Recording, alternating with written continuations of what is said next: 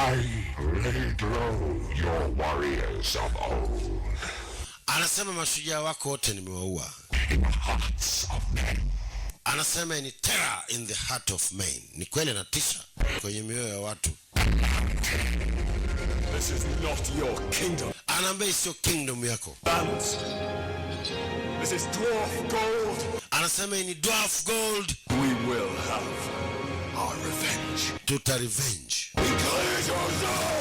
Wakafunua yale makava kwa nje. Hilo ni sanamu likubwa sana hapo la mfalme ambaye ni babu yake Thorin, ambaye alikuwa anaitwa Thror. Kufunua hivi dhahabu inang'aa. Sasa huyu dragon, dhahabu kama hii inamharibu akili, hata anashangaa. Anashangaa. Huwezi kwa lazima ashangae. Yaani kama vile inamloga. Anashangaa. Wewe umezubaa.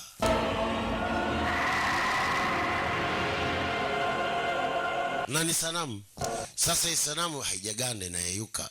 Kwa anataka kumyeyusha wamwagie dhahabu hivi. Namna hii. Sasa si ya moto, ni shughuli. Ilikuwa bado haijaganda, ya moto vibaya. Dragon akamezwa na dhahabu. Sikiliza mlio wake.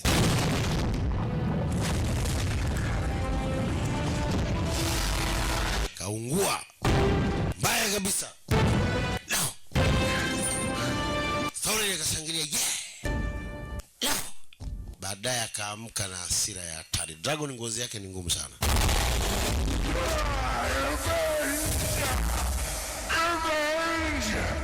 Revenge. Anaongea kabisa revenge. Katoka. Amekuwa wa dhahabu sasa. Anataka revenge. Paso ule mlango ulishafungwa siku nyingi. Akapaa juu hivyo hivyo anakung'uta ile dhahabu. Namna hiyo. Kamwagika kila mnyaturu wa ukote huko mtaani. Tele sawa. Ndio hivyo. Alafu mbele anaenda ku revenge Lake Town.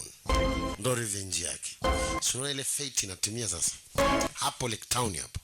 Ho, anaenda hapo kwenye mji wa Lake Town kwa kina Saya. Binti aliona alikuwa yuko pale. Binti nani sasa huyo? Taurel.